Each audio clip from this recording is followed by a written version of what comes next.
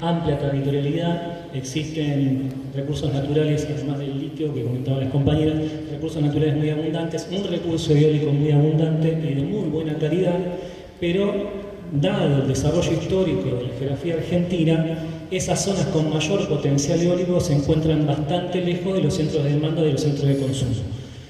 Y esto es casi una excepcionalidad, esa distancia en las comparativas a nivel internacional. Es decir, Argentina, por el desarrollo que ha tenido en su sistema eléctrico para apropiarse y valorar los recursos energéticos más distantes, que en el momento de expansión de los años 50, 60, 70 de la red eléctrica argentina hacia el sur y hacia el norte, entiéndase Chocón, Cerro Colorado, Piedra del Águila para un lado y Yacyretá para el otro, ha montado una estructura que la hace bastante deficitaria en términos estructurales. ¿Por qué pasa esto? Porque transportar esa energía tiene un costo muy grande y por lo tanto hay una pérdida que es muy elevada y es de las pérdidas de energía más elevadas a nivel internacional.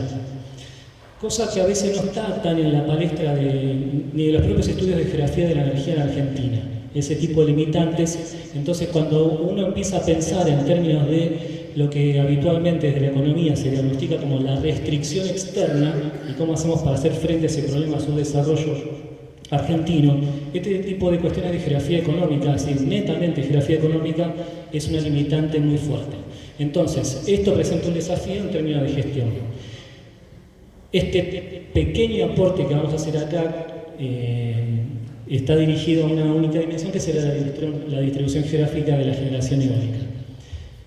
La siguiente, por favor. Entonces, voy a presentar la ponencia en tres partes. En la primera vamos a hablar un poco de las generalidades del proceso de crecimiento de la generación eólica reciente en Argentina. En la segunda, a describir y caracterizar la distribución geográfica de la generación eólica. En la tercera, utilizar esa caracterización a modo de presentar algunas conclusiones en términos de transición energética.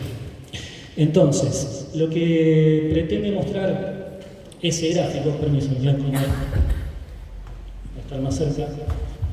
Lo que pretende demostrar este gráfico es el proceso de crecimiento en dos fases de la generación eólica en aproximadamente los últimos 10 años, con dos fases bien claras, una que llamamos despegue contenido, en el cual la participación de la generación eléctrica que se produce a partir de energía eólica en el mercado eléctrico mayorista argentino no alcanza ni de cerca el 1% de participación. ¿Cuáles son las razones? Es otro trabajo, pero básicamente la relación entre los instrumentos de promoción de este sector en el entorno económico y financiero hasta el 2016-2017. Él estaba de acuerdo con los instrumentos de promoción del kirchnerismo y no funcionó y se implementa. Entonces, a partir del 2017-2018, en otro contexto, se da ese crecimiento marcado con esa curva vía muy fuerte que lleva a la generación eólica a participar por encima del 10% en el año 2022. Si vemos los resultados que tenemos publicados ahora mismo, de mayo-junio, es decir, primer semestre del 2023, ya estamos en el 11%, y con los parques que se están montando actualmente, se estima que para diciembre, para fines de 2023, estaríamos en el 12%. Lo cual es una participación muy significativa y ya nos permitiría augurar que Argentina ha dejado atrás un poco ese proceso de transición energética errática, un modelo de evolución de la matriz eléctrica no deseable, para utilizar palabras medio no fuertes, y comenzaría a atravesar un proceso de diversificación significativa en su matriz eléctrica, lo cual implica fundamentalmente empezar a retirar cuotas de combustibles fósiles que forman parte de la producción de energía eléctrica. Retirarla significa distraerla para otros usos, tampoco significa que de golpe nos hemos convertido en verdes y hemos tenido conciencia ambiental, entonces estamos dejándola. No, simplemente retirarla en aquellos lugares donde es sustituible, o más fácilmente sustituible. Y eso viene a aportar las nuevas tecnologías de generación. La siguiente, por favor. Bien, simplemente una imagen ahí, la fotografía, para que veamos un poco de qué estamos hablando cuando decimos generación eólica de alta potencia. Quizás a veces el impacto fotográfico de los aerogeneradores no es suficiente porque suelen estar instalados en espacios abiertos, sin elementos de contexto que nos permita comparar. Entonces vemos una especie de palito escuálido, pero sin embargo cuando vemos un poco las dimensiones, Ese es un molino más o menos chiquito de lo que se está instalando ahora. Está en la parte de generación de alta potencia, pero si se llegan a ver las referencias, la torre tiene casi 90 metros y las aspas, las hélices, ¿no?, tienen unos 61 metros. Este es un molino de 3.45 megavatios. Eso es más o menos el estándar, de ahí para arriba lo que se está instalando ahora. Es decir, la altura final es 150 metros aproximadamente. Hoy algunas de las compañeras hablaban de la visita a la fábrica Habana y pondría un poco como referencia ese edificio emblemático, el Habana de Mar del Plata, si uno tiene ese emblema en la cabeza, tiene 125 metros de altura. Cualquiera de estos bichos, 150, 170, 180 metros. El esquema que está a la derecha, los chicos los que venían de Mar del Plata, por ejemplo, están viendo el de Viboratá que se está montando ahora, que es uno de los que está por entrar en funcionamiento. Ahí hay 11 de estos que se van a instalar. Es casi este mismo modelo y es de los chiquitos. Es decir, de ahí en adelante se montan algunos mucho más. El esquema que aparece a la derecha trata de ejemplificar, de sintetizar la lógica de desarrollo que va a prefigurar la distribución geográfica de la generación eólica. Ese circulito pretende ilustrar que forma parte de una misma organización sociotécnica. Es decir, un molino grande no se instala indistintamente en cualquier sistema sociotécnico, no es un artefacto inocuo, sino que forma parte de organizaciones sociales y técnicas unitarias específicas.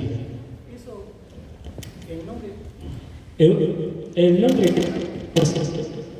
conceptualmente, el nombre que aparece a la izquierda de ese gran sistema técnico trata de recrear esa concepción de los sistemas de suministro y abastecimiento a gran escala que son típicamente los característicos del desarrollo de las sociedades modernas de 1880 en adelante, comenzando por la red de ferrocarril, telégrafos, teléfonos, televisión, comunicaciones, transporte, energía en redes de infraestructura de gran escala. Entonces, los aerogeneradores de alta potencia constituyen igualmente centrales eólicas de alta potencia. Esas centrales, como producen mucho, son volúmenes para entregar al mercado, a un mercado mayorista. Ese mercado mayorista se materializa en lo que se conoce como Sistema Argentino Interconectado, el SADI, y el SADI es la red de torres que vemos en la ruta, las torres de alta tensión, o técnicamente es extra alta tensión, 500 kilovoltios, de los cuales luego se interconectan jerárquicamente hacia abajo con las redes provinciales y las redes locales. Esto es importante tenerlo en cuenta, ¿por qué? Porque hasta hace muy poquito tiempo, dirá que todavía persiste, pero hasta hace muy poquito tiempo la tendencia predominante en la concepción de la transición energética era desarrollo desde abajo, descentralizado, pequeños aportes, ese lema de Small is Beautiful, todo lo chiquitito y que viene de abajo es bueno y tenemos que ir por ese modelo. Bueno, eso puede ser lo deseable, pero lo que está ocurriendo ahora es todo lo contrario. Es un sistema de gran escala el que está encarando la transición energética y que ha anulado todo proceso de desarrollo desde abajo. Es decir, estos sistemas son centralizados, son mercantiles, son de alta productividad y alta competitividad. La siguiente, por favor. Bueno, dos imágenes de dos de los molinos que están, de los aerogeneradores que están acá más o menos en la región, los teros en azul y vientos de Necochea más a la costa. Bien, ya para entrar en cuestiones de caracterización de la distribución geográfica, esa tabla que está ahí, el que le interesa este tema después va a analizar los datos directamente en los trabajos que no se publiquen, pero tiene el resumen con algunos indicadores de información pública con respecto a los resultados de lo que ha sido este proceso en los últimos 10 años en términos de instalación de centrales eólicas. Actualmente contamos con, la segunda columna dice 2.800 megavatios de potencia, que es aproximadamente el 7% de la matriz eléctrica argentina, y es importante ver esa comparativa porque con el 7% estamos produciendo el 12% de la energía eólica. Ahí empezamos a verificar elementos de transición. Son 61 parques distribuidos en 9 provincias. Esa regionalización, si a algún geógrafo en la sala le resulta extraña, es la clasificación administrativa del sector eléctrico, que probablemente no esté conducido por un geógrafo, pero esa es la región administrativa. Entonces, otra disyuntiva que tenemos con el colega Canino. Entonces, lo que tratamos de identificar sintéticamente son áreas de concentración y áreas de dispersión geográfica de la generación eólica. Se identifican ahí en los círculos rojos el 80% de congregación de la generación eólica en 3 provincias, 3 pequeñas regiones, que serían Buenos Aires, Chubut y Santa Cruz, respectivamente sería para Buenos Aires el sudeste y sur de provincia de Buenos Aires, con el epicentro en Bahía Blanca, y en el caso de Chubut y Santa Cruz sería la zona de Puerto Madryn y la zona de Comodoro Rivadavia. Entonces, de los 61 parques hay 50 concentrados ahí, el resto se encuentra en provincias que tienen 1, 2 o 3 parques. Hay un caso medio que rompe la regla, que es el de La Rioja, más difícil de explicar, pero que tiene sus razones también, pero aparece esta tendencia. Ya en la siguiente vamos a ver algunos factores para analizar la localización, es decir, para que haya centrales eólicas, lo primero es tener unos terrenos amplios en los cuales vamos a ubicar estos monstruos, luego que exista viento y, en segundo factor de importancia, es proximidad a las redes para poder evacuar la energía que se genera. Entonces, vamos al punto con el cual hemos iniciado la descripción del problema de la extensión. Entonces estamos pensando en el supuesto de que estamos fuertemente condicionados por la inercia del desarrollo de la morfología de la red eléctrica. ¿Qué pasa con el viento? Ahí tenemos una calificación en la segunda columna, es decir, estamos utilizando los valores de velocidad del viento como un indicador de calidad del viento y cualificando con un sistema de categoría que es el estándar de valoración a nivel internacional. Lo que vemos rápidamente es que todo lo que se está utilizando, al margen de la diferenciación que hay interna de Argentina, son vientos de muy buena calidad, exceptuando el caso de La Pampa, que califica como bueno. Todo lo demás son vientos excepcionales o excelentes, es decir, de muy alta valoración. El mínimo es 7 metros por segundo, para tener una referencia de qué significa esto. Francia, España, líderes de transición eólica a fines de los 90, que han sido casos emblemáticos a nivel internacional, cuando iniciaron todo este proceso, lo hicieron sobre una base de 6 metros por segundo. Es decir, nosotros estamos iniciando este proceso en un piso que está muy por debajo de lo que había sido la media de esos países europeos. De todos modos, podemos advertir alguna diferenciación en términos de concentración y dispersión. Vamos a ver que coinciden los mejores vientos con las zonas de concentración y los peores, entre comillas, los menos aptos vientos en la zona de dispersión. En el segundo bloque de columnas, 3, 4 y 5, vemos el otro indicador que tiene que ver con la preexistencia o no de redes de transmisión eléctrica para poder analizar la necesidad de montar una línea de infraestructura que adicione costos a esos grandes proyectos o no. Entonces, lo que vemos también de forma correlativa es que donde se ha requerido línea, dentro que ha tenido que desarrollar una infraestructura adicional, coincide con las zonas de concentración geográfica, en tanto que las zonas de dispersión lo han hecho porque estaban próximos a las redes. Entonces, compensan esa pérdida relativa de calidad del viento con la falta de necesidad de desarrollar infraestructura adicional. Sí, me apuro porque me está el jefe. Bueno, ese es el modelo de viento que utilizamos para extraer los datos. Lo pasamos. Bueno, simplemente también vamos a pasarlo rápido, pero hay unos ejemplos de lo que serían una de las zonas de dispersión, qué modelo de implantación tenemos. Entonces, los rojos son las líneas de extra alta tensión, las azul son líneas de alta tensión de 132 kilovoltios. El redondelito con que parece el símbolo de Mercedes-Benz es la simbología de un parque eólico.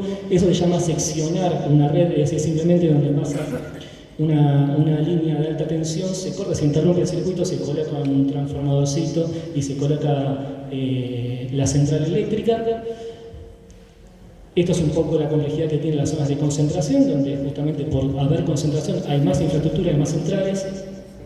Lo que quisiera resaltar, ahí déjame ese por favor un cachito, ese es el ejemplo de una de las zonas de concentración, la de Bahía Blanca. Y lo interesante es que si vamos a un modelo de concentración, por haber infraestructura preexistente, había también producción eléctrica preexistente. Y es lo que aparece con los puntos negros que están ahí. Y la central de Piedrabuena, que es una de las más grandes térmicas que había en el sudeste de la provincia de Buenos Aires. Entonces, iríamos hacia un modelo de diversificación regional. Ya para cerrar, me voy a la última, lo explico acá. Entonces, esto fíjense que tiene como cierta composición similar a lo que acabamos de ver. Imaginen que ese balurdo de objetos que está representado en la parte de arriba sería la zona de Bahía Blanca con las líneas, y lo que está abajo, la zona que dice muy alta calidad, son los vientos de la Patagonia de muy alta calidad, pero que forman parte de vacíos energéticos. Esto sería un modelo de crecimiento centrípeto, es decir, hacia adentro de la propia red, es decir, sin necesidad de expandir la red, sin irme a la zona más extensa. ¿Qué me permite eso? Bueno, en principio, por la base que tenemos, aprovechamos vientos de alta calidad. Aprovechamos las redes preexistentes y no hay que utilizar ni más costos ni más tiempo en el desarrollo de esa red. Vamos a un modelo de diversificación local o regional. ¿Por qué? Porque en esos nodos, donde no había infraestructura, es porque había centrales preexistentes. En este caso estoy tomando como modo de ejemplo, donde dice CT, el cuadradito sería central térmica, podría ser central hidráulica o alguna de los que llamamos las energías tradicionales. Eso favorece a la larga la sustitución de esta energía fósil. ¿Por qué? Porque si vamos invadiendo, si vamos rodeando, como aparecen en los parques eólicos en los triangulitos verdes, de esas centrales térmicas, ya podemos ir compensando la energía que vamos a retirar.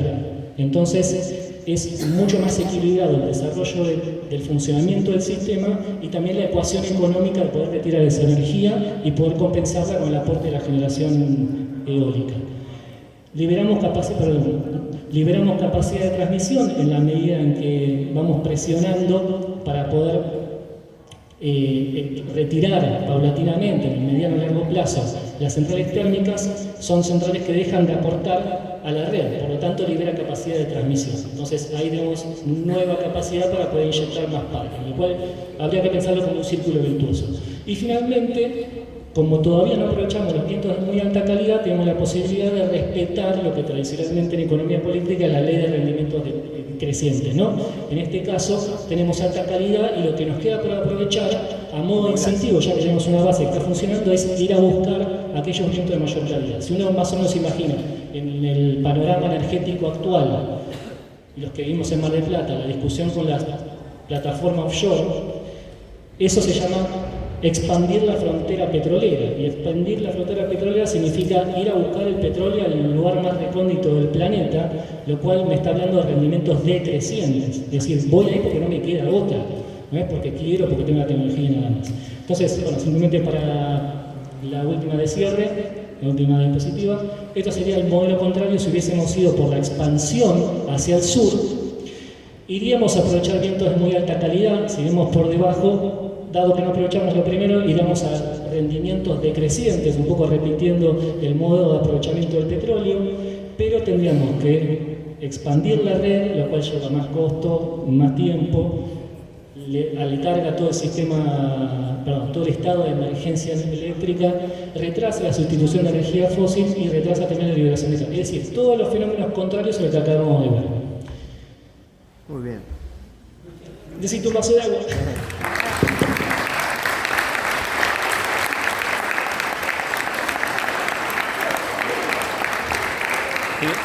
Está un minuto más, dale. Muy bien. Necesitas un minuto más. Un espacio.